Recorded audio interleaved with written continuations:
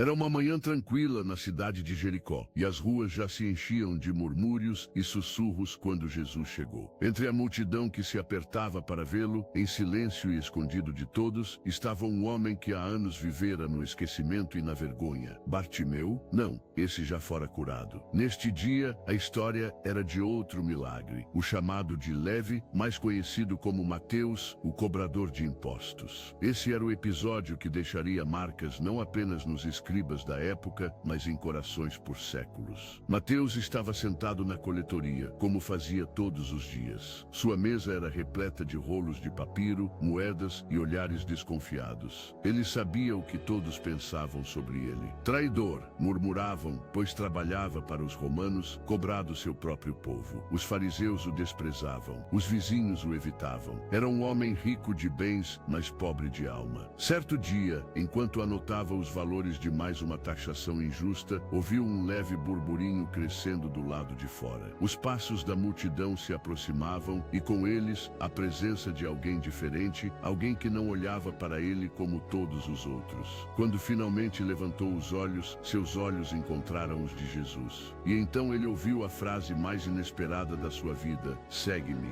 Mateus ficou paralisado. Aquilo não fazia sentido. Ele olhou para seus papiros, para seu ouro, para a obediência fria àquele sistema que o mantinha cativo. A multidão olhava, espantada. Murmúrios aumentavam. Como Jesus pode chamar esse homem? Um pecador? Um cobrador de impostos? Ele não sabia explicar, mas algo dentro dele queimava, como se sua alma tivesse esperado aquela chamada por toda a eternidade. Com um último olhar, empurrou para o lado os livros de cobrança e deu um passo à frente. "Você quer que eu o siga?", perguntou com a voz embargada. Jesus apenas sorriu e assentiu. Sim. A partir daquele momento, Mateus deixou para trás quem ele era. Seus colaboradores o chamaram de louco. Alguns clientes sorriram com sarcasmo ao vê-lo abandonar as moedas. Passaram-se algumas horas e Jesus se sentava à mesa da casa de Mateus. E com ele estavam cobradores de impostos e pecadores, publicanos e homens rejeitados pela sociedade. Essa cena, naturalmente, inflamou os religiosos. Os fariseus se indignaram: "Por que ele come com publicanos e pecadores?" Jesus, ouvindo as críticas, respondeu: "Não são os sãos que precisam de médico, mas sim os doentes. Eu não vim chamar justos, mas pecadores ao arrependimento." Essas palavras, ditas num tom manso porém firme, ecoaram fundo no coração de Mateus. Pela primeira vez, ele se sentia visto, não pelos seus erros, mas por seu valor redimido. A vida de Mateus mudou radicalmente. Largou a riqueza, abandonou a profissão e passou a seguir Jesus por terras e vilarejos. Ele, que antes anotava taxas e juros, agora escrevia lembranças vivas, palavras, curas, parábolas, milagres. Foi ele quem escreveria futuramente o Evangelho que leva seu nome, o primeiro livro do Novo Testamento. Um cobrador de impostos, agora contador das boas novas.